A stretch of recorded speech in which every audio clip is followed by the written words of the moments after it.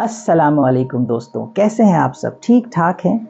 हम अपने professional career में जॉब में होते हुए या बिज़नेस अपना चला रहे हैं, तो उसमें हम महसूस करते हैं कि यार मैं अपने अपने प्रोफेशन में बड़ा कामयाब हूँ और आपकी जो है वो अच्छी जॉब चल रही है या प्रमोशंस हो रही हैं या बिज़नेस आपका बहुत अच्छा चल रहा है। आपको लग रहा है कि आप बड़े एंटरप्रेन्योरियल माइंड के हैं, आप बड़े एंटरप्राइजिंग हैं, आप नए आइडियाज़ के साथ अपने बिज़नेस को ग्रो कर रहे हैं, आगे बढ़ा रहे हैं। या जॉब में भी आपको लगता है कि आप बड़े अच्छे अंदाज में अपने कैरियर में आगे सीढ़ियाँ चढ़ते जा रहे हैं और आपकी तरक्की हो रही है, तो आपका प्रोफेशनल कैरियर बहुत अच्छा गुजर रहा है। लेकिन उसके बावजूद ऐसा हो सकता है कि आप कुछ अपने कामयाब कैरियर के बावजूद कुछ इमोशनल चैलेंजेस आपके सामने आ जाएं, कुछ इमोशनल चैलेंजेस का आपको सामना हो। मसलन कुछ ऐसे इमोशनल चैलेंज होते हैं कि आपकी जॉब बहुत अच्छी चल रही है, लेकिन आपको आपके दिल में ये खटका सा आ गया कि यार ये इनसिक्योरिटी आ गई कि मेरी जॉब ना चली जाए, मेरी जॉब कोई दूसरा ना ले ले।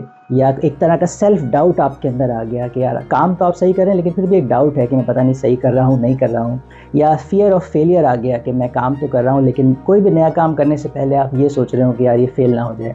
या फियर ऑफ डिसअप्रूवल होता है कि काम आप कर रहे हैं, लेकिन हमेशा ये दिल में रहता है कि यार पता नहीं किसी को पसंद आएगा नहीं आएगा। या ये भी हो सकता है कि आप बहुत ज़्यादा ओवर कॉन्फिडेंट हो जाएं कि भाई मुझे सब आता है, मुझे 5 साल हो गए इस जॉब में। और ये भी हो सकता है कि आप अपने कामयाब कैरियर के बावजूद अपनी मोटिवेशन लूज़ कर जाएं, आपकी उम्मीद ख़त्म हो जाए।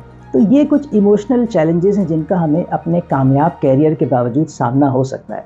तो इस वीडियो में हम 6 ऐसे इमोशनल चैलेंजेस का जिक्र करेंगे, उस पर बात करेंगे, ताकि हम जानें कि ये 6 इमोशनल चैलेंजेस, इमोशनल पिटफॉल्स क्या हो सकते हैं। हमारे जज्बात के अंदर ये उतार चढ़ाव आ सकता है बावजूद इसके कि हमारा कैरियर कामयाब चल रहा हो। और ये इमोशनल चैलेंजेस अगर हमें आएँ तो हम इनसे कैसे बच सकते हैं। क्योंकि दोस्तों बात ये है कि ये हम इस पर तो बहुत बात करते हैं कि IQ हमारा IQ बहुत अच्छा होना चाहिए। जो जॉब कैरियर में जो हायरिंग होती है उसमें भी जो टेस्ट होता है हमारा, वो हमारा IQ चेक करता है कि हम कितनी जल्दी फ़ैसला कर सकते हैं, कितना ठीक फ़ैसला कर सकते हैं, हमारी सोचने की और कैलकुलेशन की पावर कितनी अच्छी है और तेज़ है। इससे हमारी ज़हानत कैलकुलेट होती है। लेकिन जो लेटेस्ट स्टडीज़ हैं वो बताती हैं कि ये जो IQ है, इसके इंटेलिजेंट क्वोशंट के साथ ये जो हमारा EQ, emotional quotient, emotional intelligence, वो भी बहुत इम्पॉर्टेंट है। और स्टडीज़ तो ये बताती हैं कि हमारे कैरियर में सक्सेस का जितना ज़्यादा रोल IQ का होता है, उससे कहीं ज़्यादा इस EQ का होता है, इमोशनल,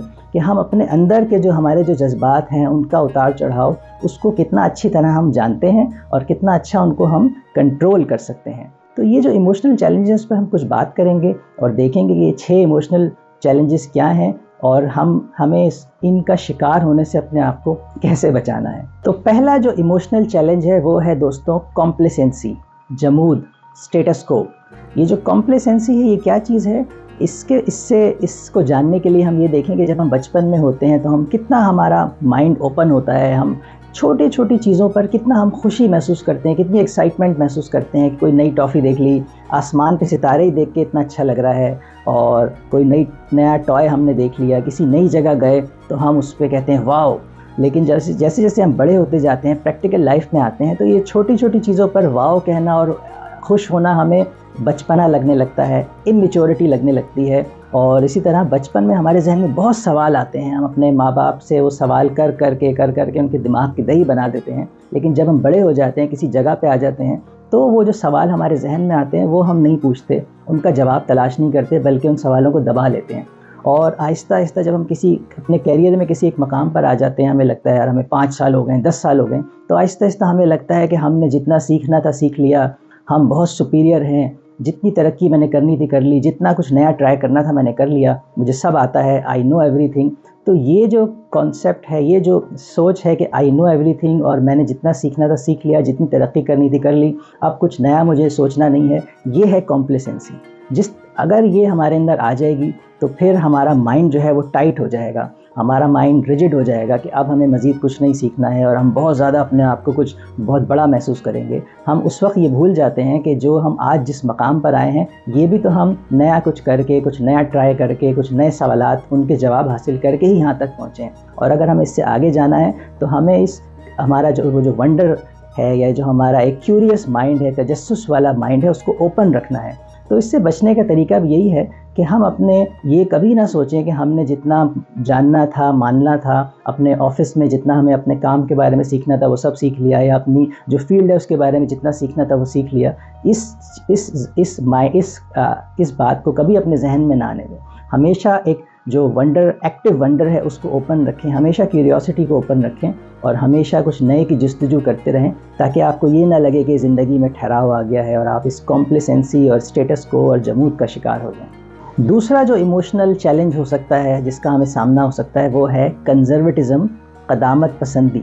ये क़दामत पसंदी का मतलब ये है कि हमारे जहन में ये बात आ जाए कि बस हमने अब तक जैसे कामयाबी हासिल की है यही हम करते रहें तो आगे भी कामयाब होते रहेंगे। यानी जो ट्राइड एंड टेस्टेड है बस हम उसी के ऊपर चलें, कोई नया सवाल, कोई नया आइडिया ना दें।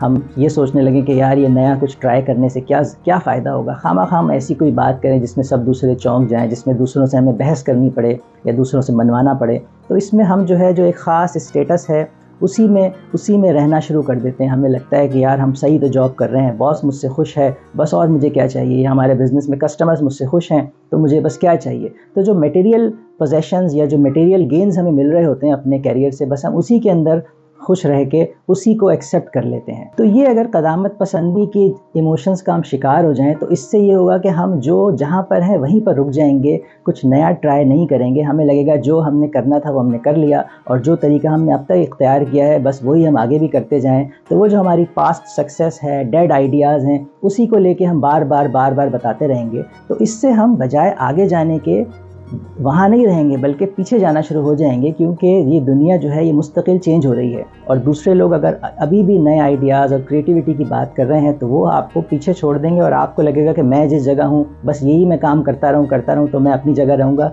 आप वहाँ नहीं रहेंगे। आप आगे जाएँ तो दूर की बात है, आप वहाँ भी नहीं रहेंगे बल्कि आप पीछे चले जाएंगे, क्योंकि दूसरे लोग वो काम करके आगे ले जाएंगे तो आप अपनी अहमियत खो देंगे। तो इसलिए जो क़दामत पसंदी या कंजर्वेटिज़म है इससे हमें अपने आप को बचाना होगा। हमेशा जैसे आज तक हमने सक्सेस हासिल की है कुछ नया करके, कुछ नए आइडियाज़ पर काम करके, तो ये जो क्रिएटिविटी है इसी को लेकर चलने ही से हम आगे भी कामयाब होंगे। तो इस इमोशनल चैलेंज से भी अपने आप को ज़रूर बचा के रखें।